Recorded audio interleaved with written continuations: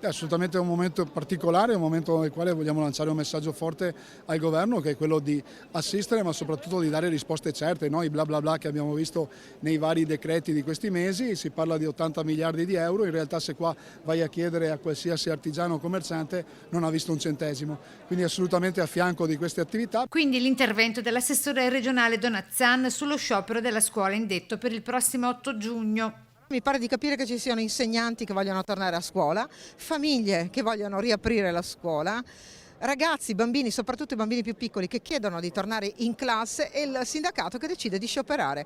Questo è diseducativo e soprattutto non serve alla scuola italiana. Ricordo una delle misure presentate poco tempo fa, più di 300 milioni investiti per le aziende e per la ripresa, quindi il nostro auspicio è che il governo possa anche imparare, diciamo, dal presidente Zaia e da tutta la sua squadra della Regione Veneto. A sostegno delle imprese e delle famiglie con nuove politiche abitative anche l'assessore comunale d'Este. È uno dei tanti temi sui quali ci dovrebbe essere maggior sensibilità, ma per tradurre questa sensibilità dovremo vedere delle azioni concrete, non fra mesi, dovremo vederle domani e questo è quello che la gente ha bisogno oggi. Le aziende hanno bisogno della liquidità oggi, le famiglie hanno bisogno di essere aiutate oggi e non fra 6 mesi, un anno, quando tutto si sarà già esaurito.